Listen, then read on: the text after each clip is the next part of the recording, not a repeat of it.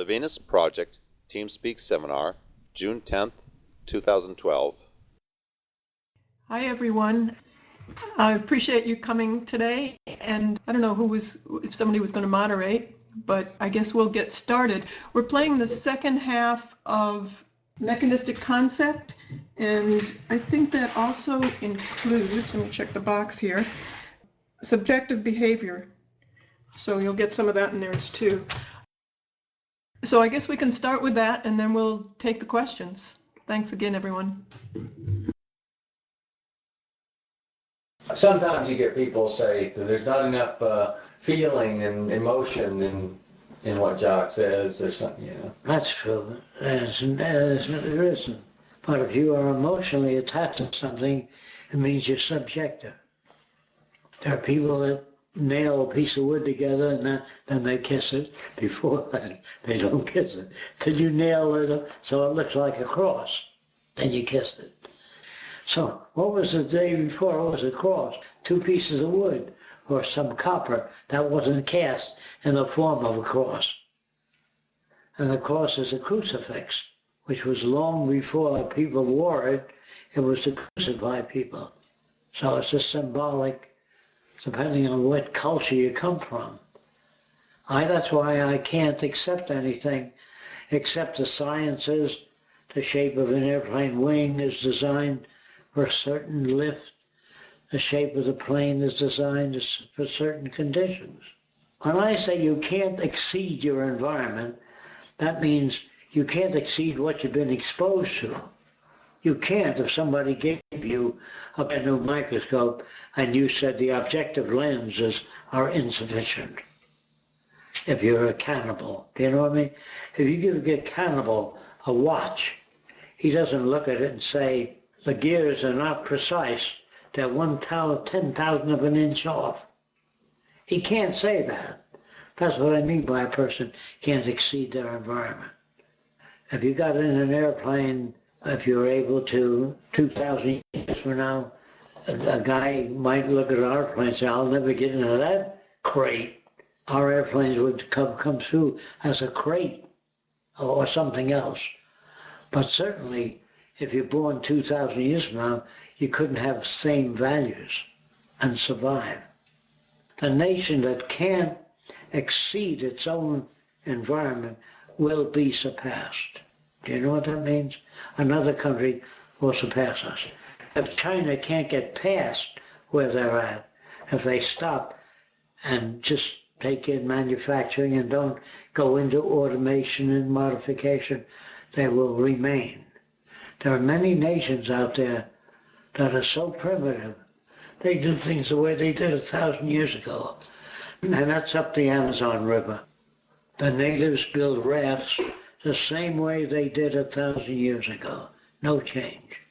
They bundle a reed together, tie it all together, because that's all they ever see. They never leave the area.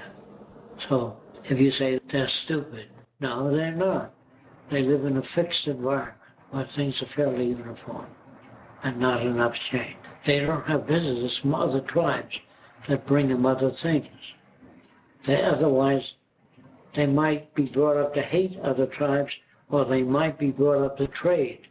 The nations that trade undergo change because they meet people that are different and they get things that are different. No nation all developed a vase. If a nation developed a vase and your nation didn't, and they show you how they carry water or orange juice around, and you don't have any means of doing it except this way. So you undergo change. The more nations that meet and share ideas, not just meet, if they share ideas, they undergo modification. But if my people undergo too much modification, I can't control them. So I put a fence around my country and keep out foreign ideologies. Or if books come into my country that change people so I can't control them, I forbid pornography or whatever it is, I forbid.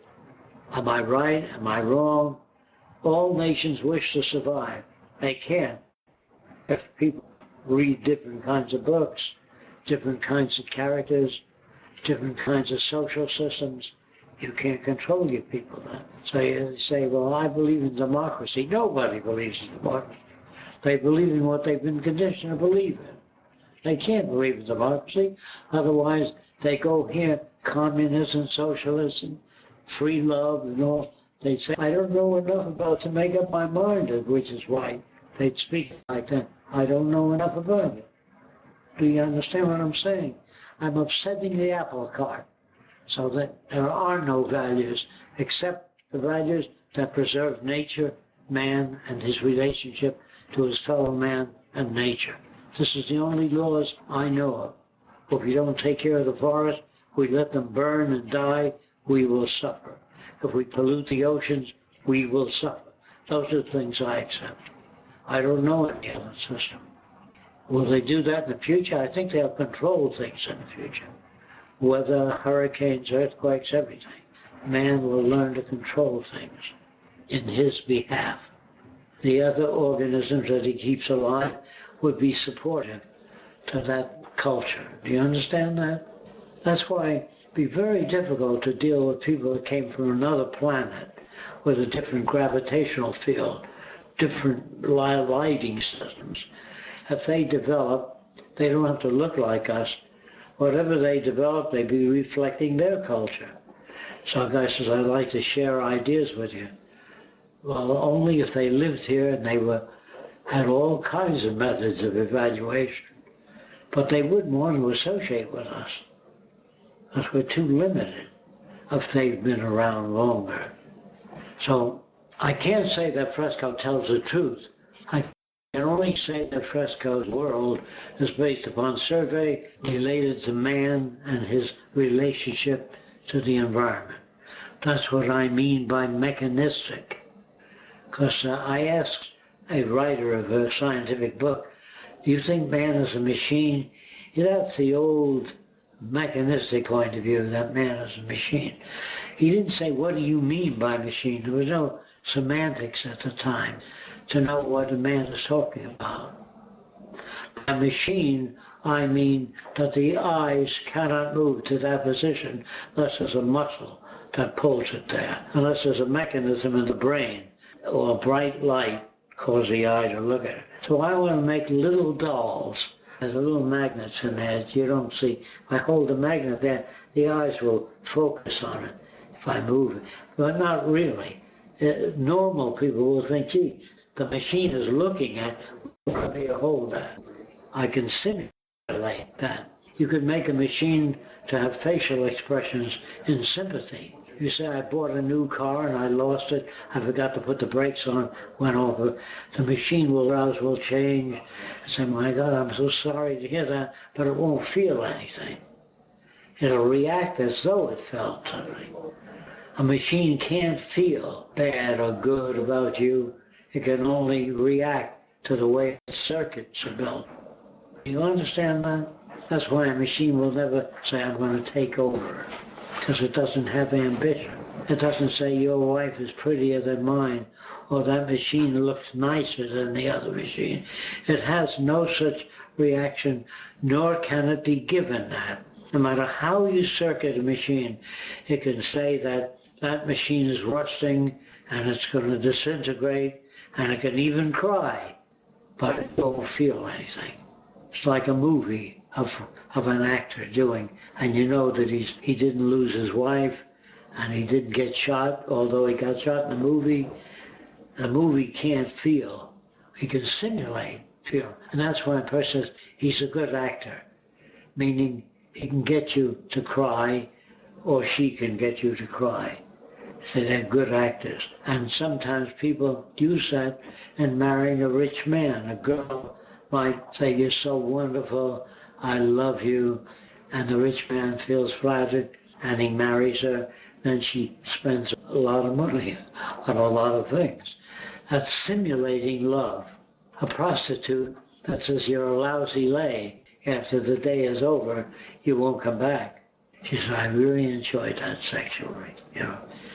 After all, there are people that simulate good and bad, right and wrong. Knowing the difference is difficult if they're good at it. A salesman who sells you something simulates being your friend, let me advise you that the Ford car is better built than any car today. Believe me, I'm doing you a favor. Is he a car salesman or a fireman? You know, what is he?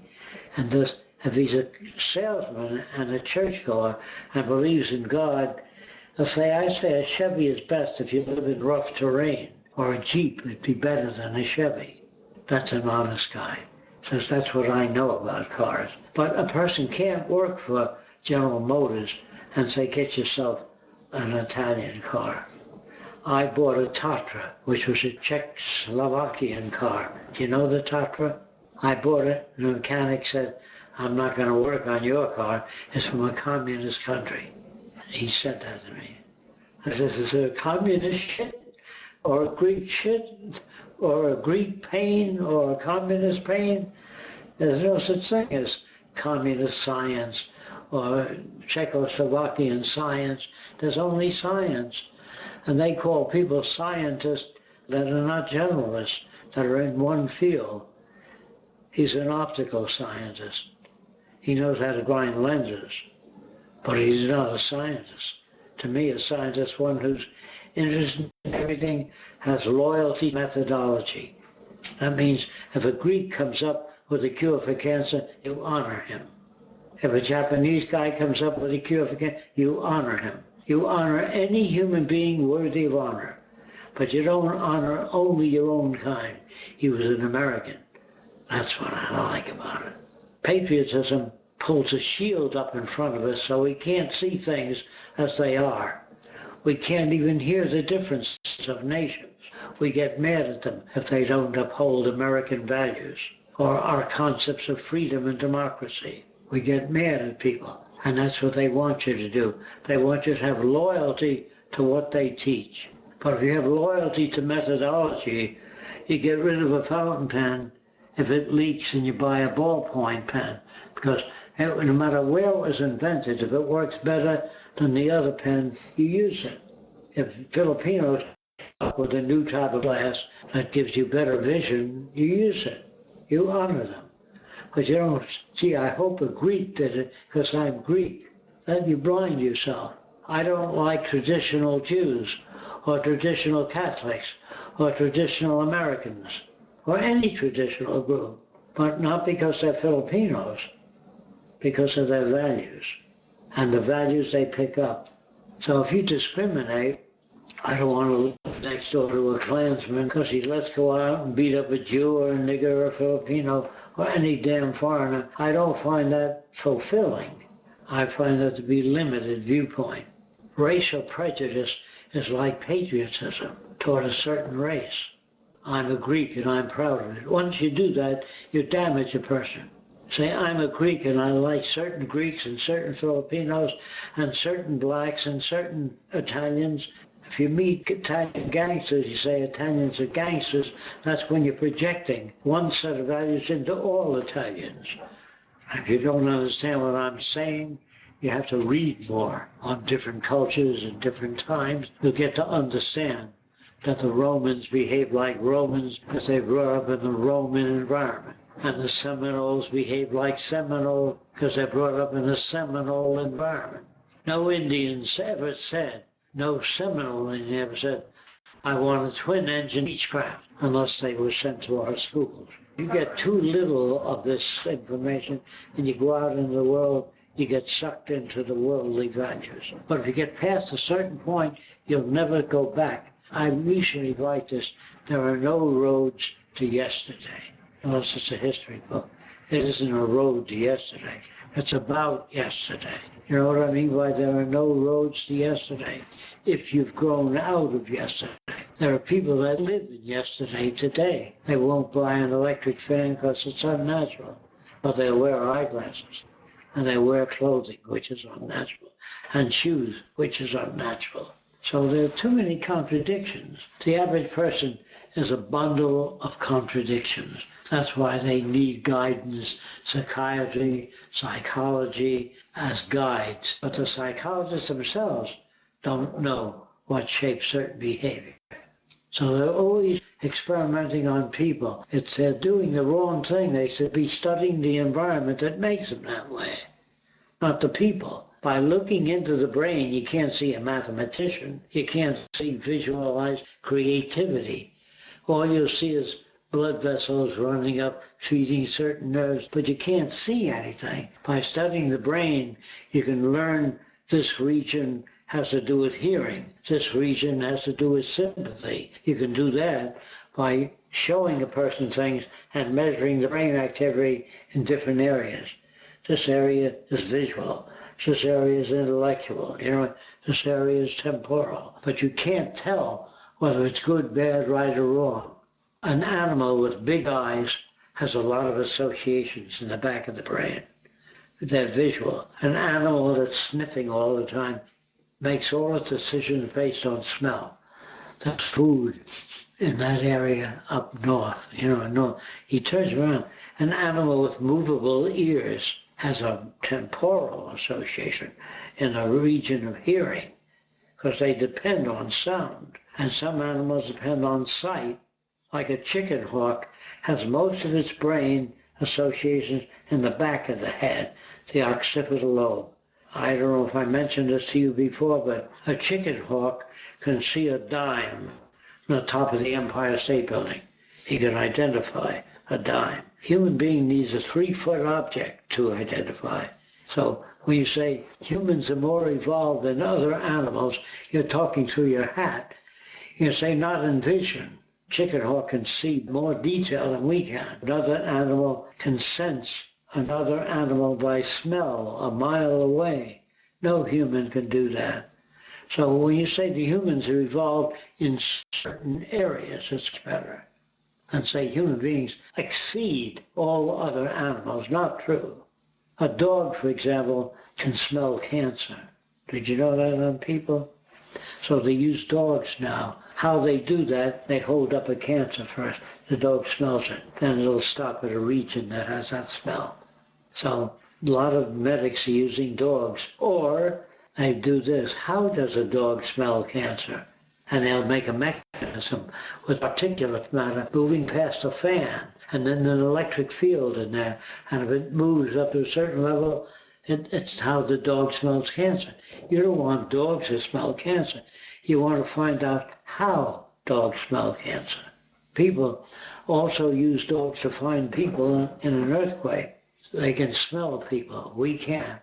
There's debris all over the place, so we dig all over rather than making a sensor to smell human beings. That's what's needed, not dogs. So stating the problem is very difficult. They think that you dig here, you dig there, and you'll find a person. That's not stating the problem. That's stating the problem you have. But stating the problem is making a machine that sniffs and can smell people trapped in an earthquake. Anyway, that ought to give you some perspective of the world you live in. Okay, thanks for playing that, Joe. The first question here is part 2, so I think I'll go down to part 1 if it relates.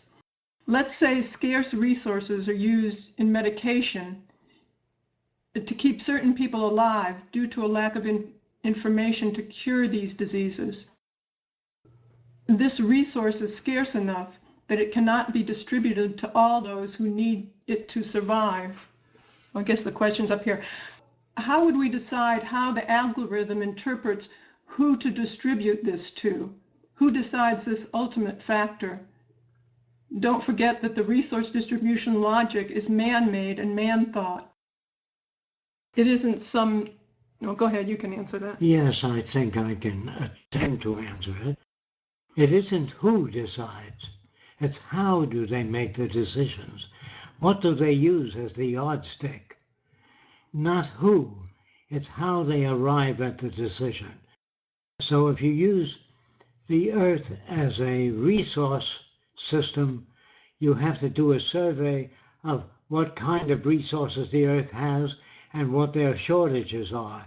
And do we have the kind of knowledge to overcome shortages? If we don't, we have to restrict the use of materials.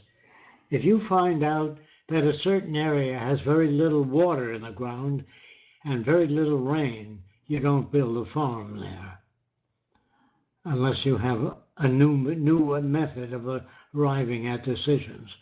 So we arrive at decisions. We don't make decisions. You build a motor or a turbine and you find out how much power it can generate, but you have to do work to find out. You don't have an opinion about anything until you've done a study. And if other scientists do the same study, they have to arrive at the same value system. They have to use the same values and have to arrive at similar conclusions. Again, it is not who makes a decision, it's how they go about arriving at a decision. And if there is a scarce resource, such as some medical resource that's needed, then the research labs will be given an assignment that we need a certain type of physical, chemical reaction, go to work on it. We will give labs whatever they need to do a given job. Today they dig up nickels and dimes for research in cancer, heart disease, mental disorders. In the future, we give labs whatever the hell they need. An electron microscope or two, whatever they need to do the job. You no longer base it on scarcity or trying to raise money to do a given job. That's socially offensive. okay, you said a couple of weeks ago about not being able to turn around your brother to these ideas. What happened to your sister and other family members also? That was for you. Yes, that was a long time ago. My brother wanted to be a bit player in motion pictures. That's what he wanted. He had nothing else in his head. He never read any other books, and therefore I could not reach him. I was not as skilled at the time. I was also not as skilled to reach my sister. It was a long time ago before my value system had grown and became more competent at presenting new ideas. But even in that time, you did have a group of kids that you did turn around Well, quite a bit. the kids that I did turn around were interested in science to start with. So they had better tools, and I was not super skilled in the old days, but apparently I was able to reach the kids interested in science. In a technologically open and advanced society, it seems like the culture will change. How does the Venus Project aim to enhance people's cultures and increase individuality? What happens to indigenous people and age-old cultures?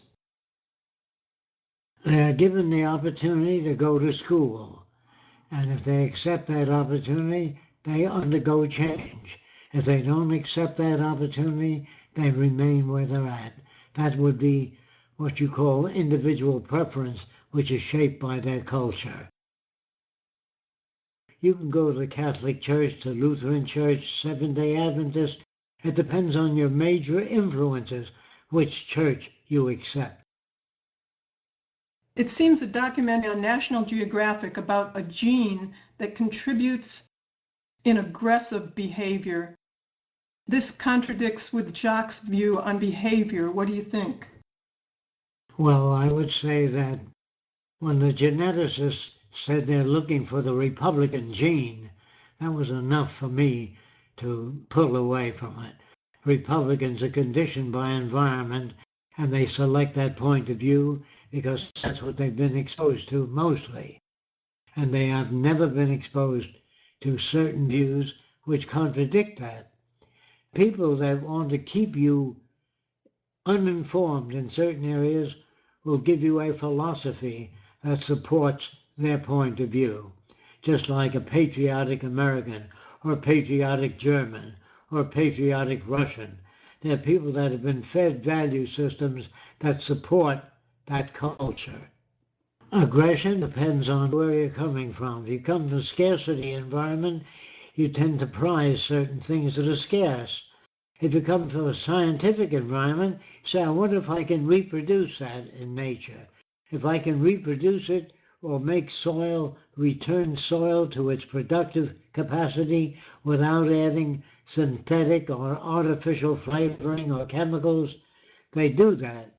Scientific research is a way of overcoming scarcity and making all things available to all people. That's the ultimate aim of science, to be able to reproduce that which is scarce and make it available for everyone. Does somebody else want to deal with this question, get a chance to answer? How will global overpopulation be dealt with? I can take a shot. Sure, go ahead. When it comes to global overpopulation, we need to understand two things. We need to understand that we are looking at it from today's perspective. Today's perspective is this. We have a lot of people that do not have education, that do not believe in contraception, that actually do believe that having a lot of kids is either luck or beneficial to them, or they do need it in a certain areas because of conditions. Basically, there's a lot of babies die at birth. When there is a resource-based economy established, people get educated and they do understand the benefits of contraception, and they do understand basically that bringing other people into this world, they need to take care of their own kids, and etc. and etc. But there is a specific thing which I'd like to add to that, and that is that in today's society, if we all live like any major movie star or any, I would say, a large consumerist, such as Paris Hilton or anybody that is really spending a lot of money on things that they don't really need. Technically, 1.8 billion people could live on Earth. But if we all lived, I wouldn't say humble, I would say optimal, then the world can sustain a lot more than we are today in terms of population size. In decision making, if people decide to put 40 people on a boat that can only carry 20, it'll sink. So the laws arrived at by scientists are based upon test systems only. And if you put a thing to test, you can say, like it does in theaters, no more than 300 people on the balcony. If you put more people there, it threatens the structure of the balcony. They know that by testing it, by not using people, but they use sandbags and weights to see what a structural system can support. Then they give you a report on what that system can support. It's not just a bunch of ideas that people come up with because it's their pet peeve. In other words, in the future they arrive at decisions. They don't make decisions before testing a system. The overpopulation question is a very, very long and in-depth question and answer session. You have to understand many different factors. And I'll try to put it simply is that it's such a large equation with so many variables that it is not an easy answer to give. Variables of, well, the Earth can sustain 7 billion right now because it is. So we have a baseline to work from. Then you have to factor in what is standard of living. And you have to factor in an accurate measurement of the Earth's resources. And you have to factor in efficient usage of those resources and distribution. And the equation goes on and on and on and on. And you have to understand each part of that equation to get a more accurate, generalized final answer. And I've done some basic math on it, and it is, I estimate much, much, much higher sustainability than we have now. I'm talking in the hundreds of billions. Not that we need to have our Earth's population at that. When the world is aware, and when we know what the population is, and when we know if we have a higher population on Earth, our overall standard of living will go down. People will tend to make decisions to not have children instead of having children. So there's just a lot to it. It's really hard to answer in such a short time period. Thank you. Thanks, Sean. How can we teach compassion, sympathy, and empathy in children? By cooperative work, where people work with one another, and they realize that, well, if you try to build a log cabin yourself, if you try to build a house many years ago, it might take you 6 months to put a log cabin. But if you work with your neighbor, and several neighbors join in, you can put up the log cabin in a much shorter time. So children are brought up in cooperative environment rather than each individual for himself. So seeing the advantages of a cooperative environment will induce children to look for advice from many different people. For example, my young boy, when he was about 10 or 12, he said to me, "Daddy, what makes an airplane fly? Is it the propeller? If the engine doesn't turn over, the propeller won't turn." He says, "Is it the engine? No, if you don't put fuel in that engine, it won't work. Is it the fuel? No, if there's no oxygen, the fuel won't combust. It's many interacting variables that enables an airplane to fly, not any one thing or two things." Okay, what governments are interested in the Venus project so far? No, we're not dealing with any governments so far. No, most governments are made of the similar people that have political ambitions. And political ambitions are false because listen to TV, listen to what the Democrats say about the Republicans and what the Republicans say about the Democrats. They lie about each other. They're not scientific. No politician, to my knowledge, has ever increased the agricultural yield, made airplanes any safer, or made highways safer, or diminished automobile accidents. They don't know how. Is what I'm trying to get across. The people you elect to political office are stupid beyond description. They try to solve problems by making laws, or they try to solve problems by military methods. That's the wrong way to go. You have to learn how to bridge the difference between nations and bring all nations together, working in the common direction of alleviating cancer, heart disease, and common problems to all people. That's what the nations of the future will work on. Problems common to all people, not military solutions. Who decides what movies to get shown in the cinemas? The movies that are tested, that produce non-racism, that eliminates racism, eliminates human aggression, unhealthy human aggression, and movies that promotes the well-being of all people, not a selected few. Anybody want to take this next one? What would prevent those people in the seat of power, programmers, managers, etc., from corruption or swinging things in their favor? I would like to try this one. Go ahead. This question was partially answered with how we can teach compassion, empathy in children. So when we raise children that way, so it would be compassion, that will be cooperative in a cooperative environment. They also will be brought up in a system which eliminates scarcity. When you don't have scarcity, you don't have to get and maintain the position of differential advantage. When everything available to you, everything in abundance, you don't even have a thought to acquire something more than you just use. You can use almost everything and everything will be available to you. And in the same time, every other part of the system will be interconnected with others. So if you purposely would try to break something in one part of the system, it will affect you right away. For example, even a programmer or engineer or any person who have solar panel on the roof, it doesn't make any sense to hack their own electric grid. It doesn't take you anywhere. So it will be senseless to actually even think about to seize the power, and it's not going to be stimulated, or it will not have any sense to actually even think about it to take the advantage position in that system. Because when other people get more availability to resources, when children get proper education, the richer you are, the more advanced the society as a whole. Okay, thanks. There'll be no people that are in a powerful position. All decisions are made by what people need.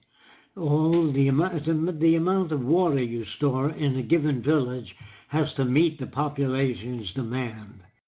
You have to have supermarkets in certain areas that meet the demand of the population. There is no decision makers that can keep you from advancing. There's no one that can keep you from being educated. Everyone can go to any school or university without any fees. There's no taxation and no money in the Venus Project. Therefore, all things are open. The earth now belongs to all people, and resources available to all nations, and all the artificial boundaries that separate people will eventually be removed if we are to survive. If we don't do that, we'll hurt the environment and maybe injure one another. I just want to add to that too, that the Venus Project has a set direction. The agenda is already set forth in terms of our goals. You know, you can read that in the book in terms of common heritage, the well-being of all people rather than just a select few, systems approach to acquiring goods and services to everyone, no elitism. So it just becomes, and more, but it just becomes a procedural system in terms of how you arrive at that. First, we need to understand where the resources are. The survey committee is put into place to do that. And then in order to carry out the aims and directions of food, housing, clothing, and an appropriate environment to enable resources to go further in terms of city designs and the way we do things, then there is nobody per se in charge of anything. It's a procedure of how to carry those things out. How will the mentally ill be dealt with? Well, first of all, there'd be no fees involved. The person would be dealt with in terms of MRI, X-rays, whatever has to be done to determine whether it's brain damage or actually environmental exposure with erroneous value systems.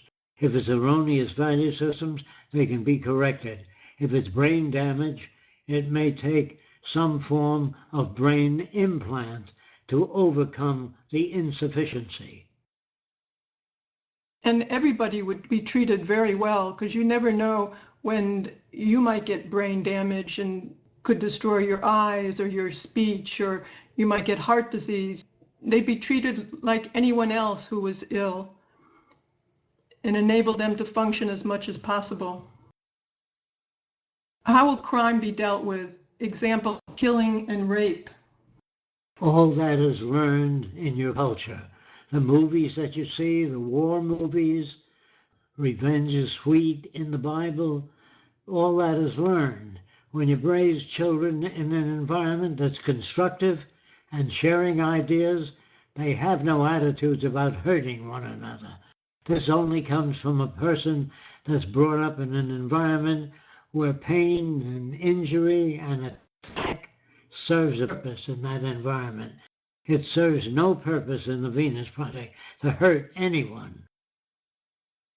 And people who carry on those acts have been abused terribly throughout life. There are reasons why they do that. And you look for the environmental conditions that cause people to do that, and you eliminate those conditions. Whenever there's hunger and scarcity, crime goes up. So you can correlate that with the system. Some people think that some people are just criminals. There's no such thing. Tomorrow's world will consider all the Supreme Court judges as criminals, all politicians as criminals, because they lie continuously and they can produce nothing. They cannot produce jobs. The only thing that can produce jobs is increase in purchasing power of the majority of people, and they'll buy things. But no politician can increase jobs. If you understand that, people have to have money to buy things, and that will sustain the culture. If they're laid off, or you ship jobs out to China because they work for less, then you'll have a mass of people that don't have the purchasing power to sustain a monetary system. And we also have tremendous aberrant value systems that are taught, where people can't think their way out of anything, practically anything. So it just becomes, violence becomes more prevalent within this society. Will recording studios or film studios be available for people to make songs and films? Yes, everyone will have opportunity to write stories, make films, because all that stuff would be accessible to anyone. And if you make a film, it's run in the community. If they like it, it goes on to the other communities. If they don't identify with it, they point out what it is they don't identify with. And the producer of the film has the right to expound his ideas or her ideas as to what would make a film better, what would help humanity. This is always determined by the final results of the film. Jacque, do you feel that there are any genes responsible for value-oriented behavior? I think the genes determine the color of the eyes, maybe the shape of the body, maybe some propensities towards certain diseases, but they do not give you values such as greed, hunger, hate, love. All that is based on the kind of environment you're brought up in. Really, when somebody tells you somebody is beautiful, that's because that's your standards of your culture. In the Arab world or Africa, people that look different look beautiful to the people brought up in that culture. The word beauty is purely subjective. And if you marry a very beautiful girl, or a very beautiful girl marries a very handsome guy, and he turns out to be a son of a bitch, that face becomes ugly.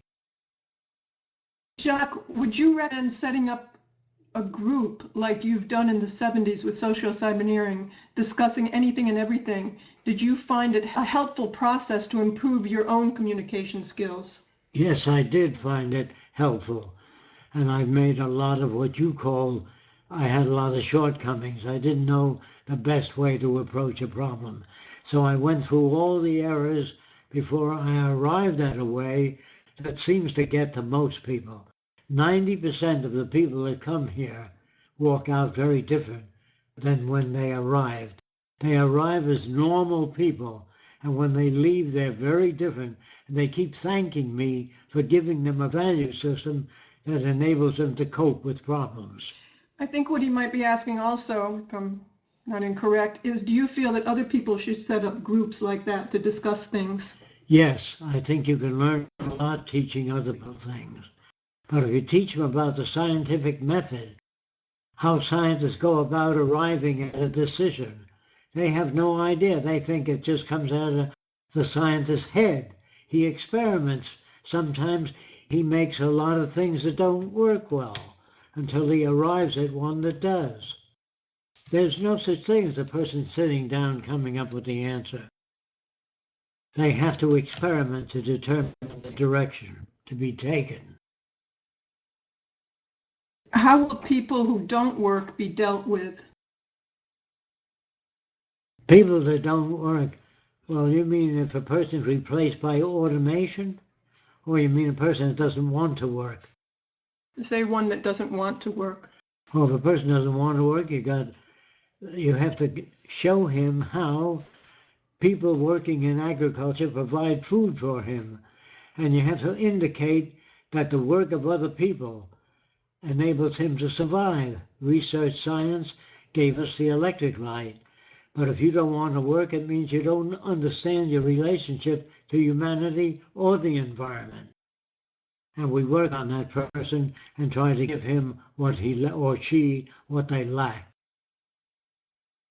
I think that would be pretty much it from this culture, remnants of an old culture. Yes. Work has never been reinforced. It's practically never been interesting. It's just been monotonous and boring and something that people just hate to do. So in the future, what you'd call work are things that are really interesting, that help people and help society as a whole. So you'd see the rewards of it immediately within the society. And children would not have to have jobs that are boring and monotonous as well. Jacque, you said once that you believe in the Illuminati, on the edge. It was an interview done in England. What did you want to say by that? I don't recall ever admiring the Illuminati. No, they said that you said you believed in it. Do you believe that there are people who want to control the world, or what? Oh, yes, there are people that would love to control the internet. In fact, eliminate a lot of it. But if they ever succeed, I feel sorry for the world's population. The internet is one of the greatest devices ever made to free people from a fixed set of views. Is the collapse of Greece and Spain the start of a chain reaction for a global collapse? Yes, I believe that we're headed for a global collapse. But that'll be based upon taking on more machines and industry, producing things with less and less people, no more cashiers at the supermarket, all automatic tabulation. When that happens, the majority of people won't have the purchasing power to buy goods and services, and that's the end of the monetary system. You don't have to shoot at anybody. You don't have to have a revolution. All systems die unless they change. If America can't see the future, other nations will pass us by. And we really don't feel that you can hasten it or, march in the streets and make change or take your money out of the banks all at once. We're really not large enough for people to do that till we make any particular change. So, it is collapsing, and you just have to stand back and watch it collapse while introducing a new value system and a new way of thinking and a new direction as quickly as possible. It's not only happening in the United States, it's happening all over the world. But if you don't have an alternative system worked out, even the revolutionary people who get into power don't know exactly what to do to make the world a better place. The Venus Project provides the means and methods for attaining dynamic equilibrium, a changing society. Without any final frontiers, we are not utopians. We don't believe that you can design utopia. You can only design a better system than the one that exists. But several years from the time you put in a new system, it'll be constantly revised. So the future has no final frontiers. We have a few more minutes. Is there anyone who'd like to ask a question live? Yes, please, if I can. Sure. Okay, first question is, do you see that eventually automation will produce global cybernetic organism? And how do you think people live in symbiotic relationship with it? Well, don't you remember when people used to operate elevators? Now you get in and you press whatever floor you want to go to, and it stops exactly there. You don't need to get mad at anybody.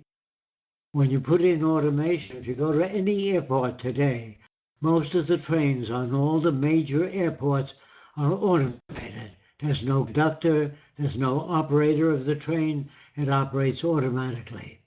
And that's where the future is going, toward automation, where no one will do any work. They will learn scuba diving, sailing, and learn how to live and how to relate better with other people. They will travel and go back to school and study what they want to study.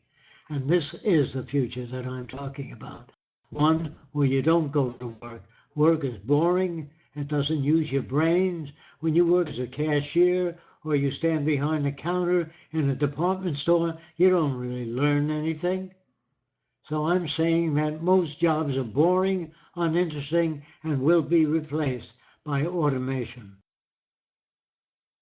Okay, thanks. And the second one, when you're describing communication, it seems to me that only one way to really communicate is direct translation to the brain of all the thoughts, feelings, and experiences. How do you see we can communicate if we're not aware of that? And how I can test myself if I don't project my personal bias in the conversation? First, you have to learn what the scientific method is, and then you have to apply it to check out whether or not what you believe is true or not. You have to put it to test. Once you learn how to do that, you don't become a metaphysician. You don't walk off and say, what was the sign of the stars when you were born? or use pendulums or some sort of magic to try to arrive at decisions. That was good 200 years ago, but today we can arrive at decisions by testing the strength of materials, by testing the strength of all kinds of stuff, the safety of automobiles or whatever else you're working on. You'll be able to make cars much safer than they are today. Even if you dissect the brain, you can't find where the thoughts are. Dissecting the brain only tells you what areas of the brain control different aspects of the body, like internal secretion, digestion, adrenaline glands that supply the energy you needed. But controlling the brain would only mean if you have a stroke and the area that controls the walking cycle is damaged, someday we'll be able to put an implant in that can play the walking cycle to the brain so you can walk even though after you haven't received too much damage. They'll be able to put implants in, very tiny, that enable you to walk or use your hands even though you were paralyzed by a stroke. What would your definition of real communication be? When you think about it, the reason we communicate at all is to attempt to control the behavior of other people. You say, "Mother, I'm hungry," or "Will you get me a glass of water?" All those words attempt to control people. When you tell a girl how beautiful she is, you love it when she smiles, her dimple, the flow of her hair. You're only talking about personal gratification.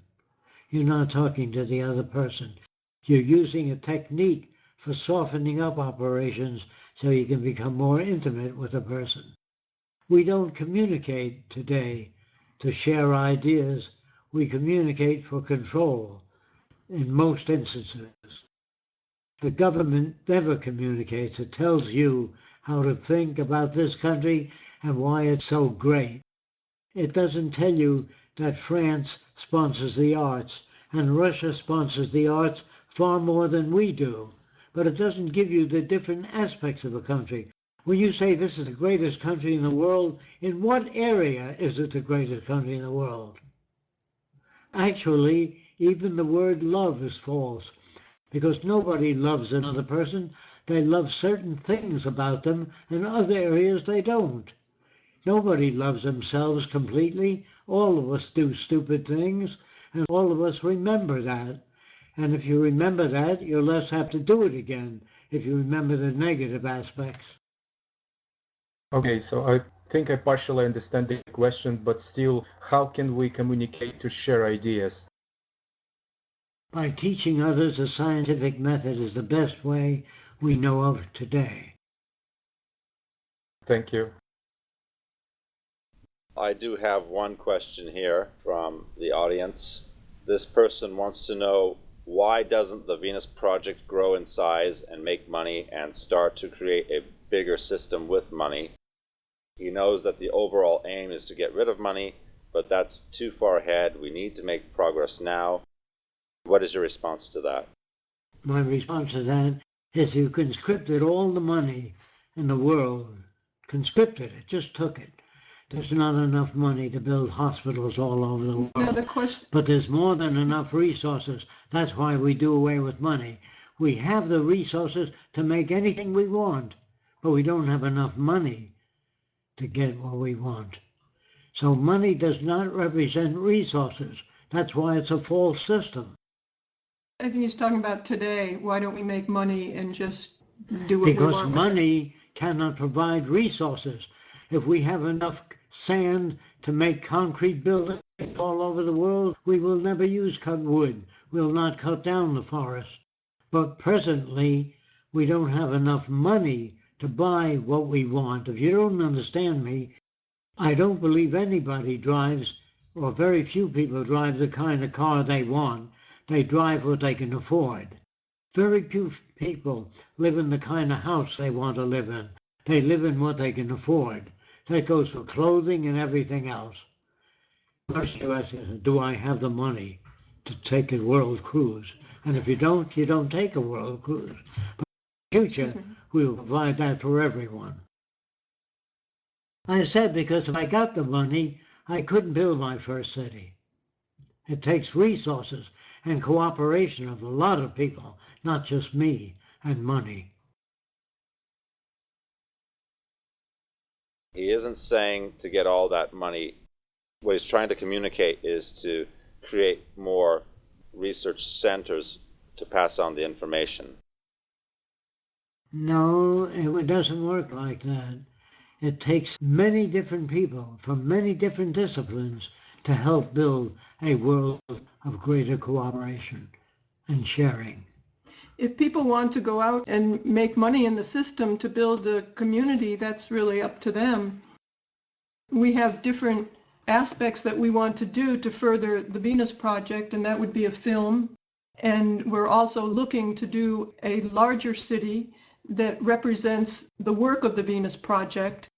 It's not our agenda to do a lot of communities that represent the Venus Project. If people want to do a community to help further this direction, that's fine. If they want to introduce this information within that, that's fine, but that's up to them. We have another question from the audience. If somebody kills somebody else accidentally in a resource-based economy, what would happen? We correct the system that was accidental. In other words, most accidents are technical negligence, and we have to correct those systems. Like in New York City, you can wait on a platform for the subway train. If you fall off that platform, if there's a lot of people crowding and pushing, you might fall off the platform. But in the future, which I suggested a long time ago, that they build a wall across the platform so that no one can fall on the tracks. And only when the train comes in position do the doors open on the platform so you can enter the train. They have that on all airports today. You can't fall on the tracks anymore. So we have to eliminate the conditions that are threatening to people. This person who asked the question, he wants to know what happens to dead corpses. Would they be buried? Would they be cremated? After people are educated, they will donate skin cells, liver. If their liver is in good condition, they will volunteer to share it with those that need it. If they're dying, they commit themselves to utilization of the body parts if possible. Until we can grow artificial hearts, kidneys, which I think we'll be able to do well into the Venus Project, probably just a few years into the Venus Project, I think we'll be growing artificial organs. Say artificial organs, I mean made of living substances. One person here also has a question. When do you think the Venus Project will be tested on the scale of a city? That I can't answer. It depends on the work you do, how many people a day you talk to and work on and expose them to the Venus Project. The more work you do, the faster the transition and less painful. If you don't talk to other people about it, nothing will happen. It doesn't depend on Jacque and Roxanne. We have no power. It depends on what you do, too, to help. You know, and it's very important. A lot of people say that you need to do the city or the next step. Even if we did a city and people weren't educated and they moved into the city, we'd have the same chaos that we have today. So it's extremely important. The first step is to be able to understand this direction and talk to people, make movies, do books, do everything you can to get this information out there. But first learn about it so you know how to represent it accurately. But we are constantly working toward the city. Andrew is working on prints right now for a second city design with Jacque and with people who are helping him. We are getting quotes from contractors. We had a contractor out here the other day. We're getting quotes from architects, engineers right now, and it could be to do the first real CAD drawings.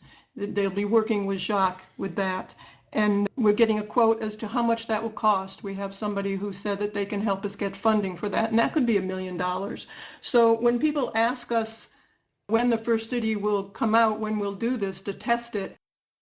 It's really up to what they do to initiate this. We're doing all we can, but that question to me is only relevant when people say, okay, I have funding this much, what can we do to get this going?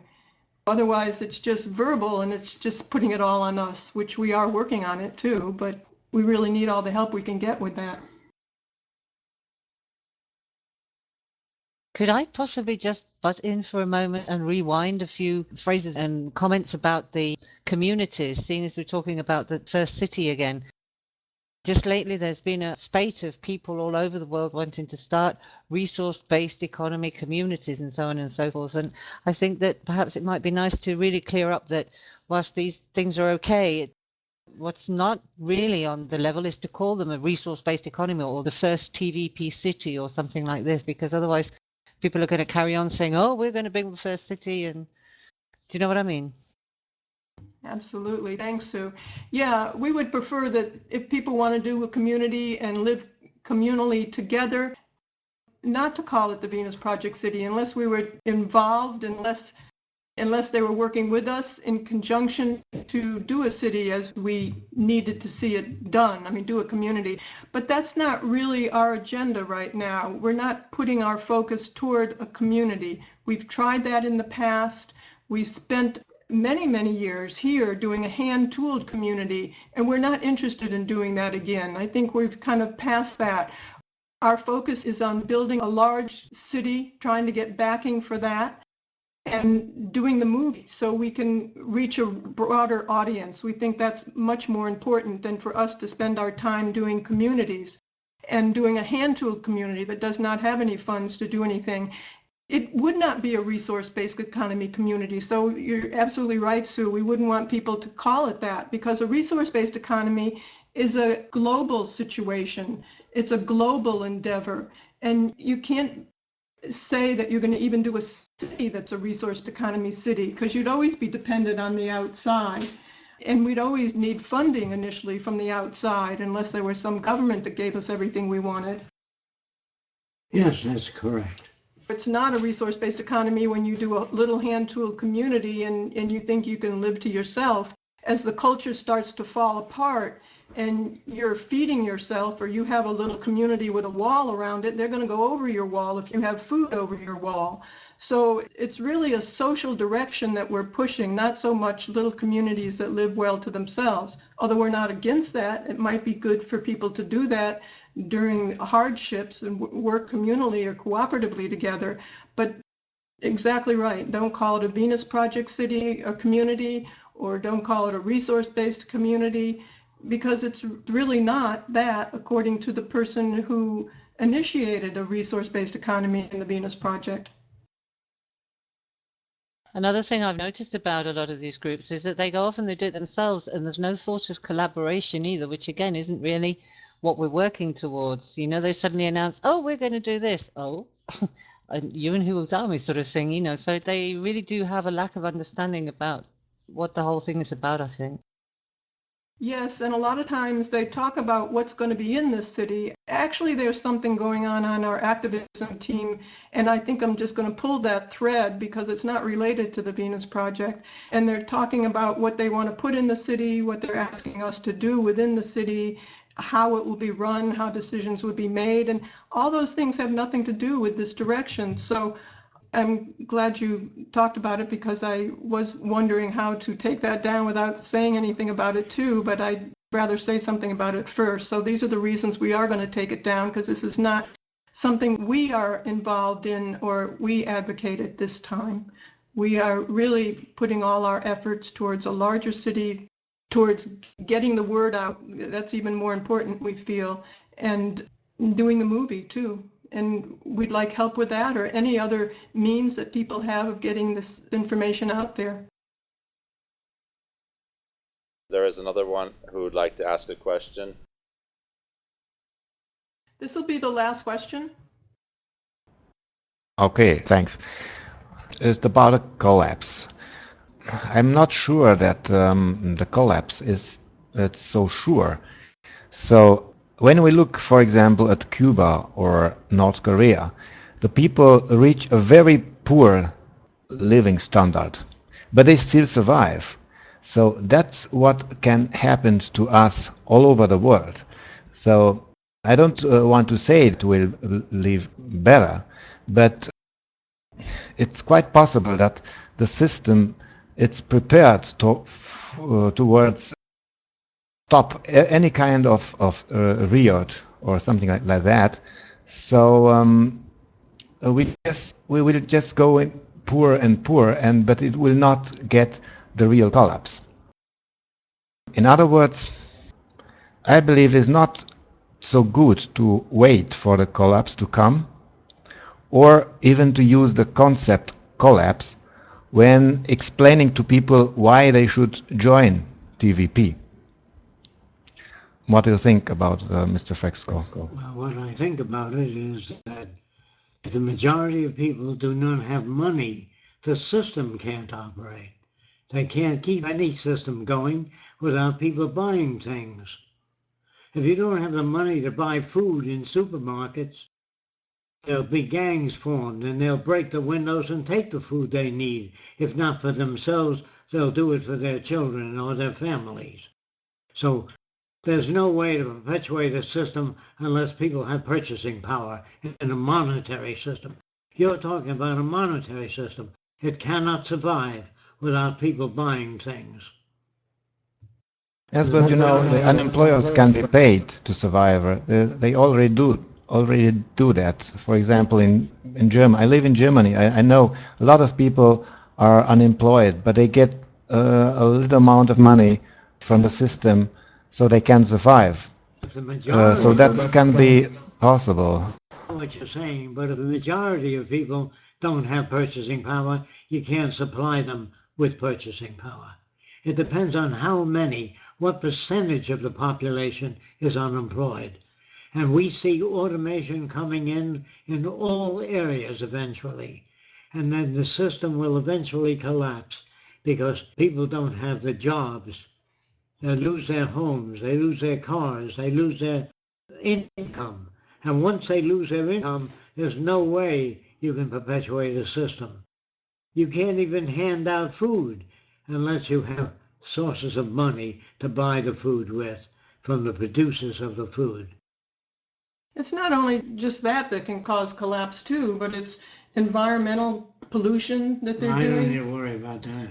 That's self-generating. The other one is... No, it's just what I said. A system without purchasing power cannot survive in a monetary world. Yes, but what I was saying too was that there are other factors too that are causing a lot of chaos in terms of pollution Suffering. and disease and that can all add to that scenario. But if they never hear about another system, they can be conditioned to believe that the Lord put you here to suffer for the sins of your ancestors. And if you believe that the more you suffer, the more you're paying off your karma. Now, if you're brought up to believe that, you will suffer until death. And societies that have a higher standard of living and then they suddenly have a lower standard of living, it's very hard for them to go live in the streets like the last depression in the United States in the 30s, where they used to live in the streets in tents in more contentment. But today people are very, very spoiled, especially in the United States, and to do without their comfort is going to be a lot harder. Okay, thanks very much. Yes, we both want to thank all of you for your hard work. Keep up the good work and keep asking questions. That's the only way to learn about the newer ways of thinking and designing. Okay, everybody, thank you for attending the Venus Project Seminar for Sunday, June 10th, 2012. We will be back next week on June 17th. Thanks to Jacque and Roxanne for sharing all their knowledge with us.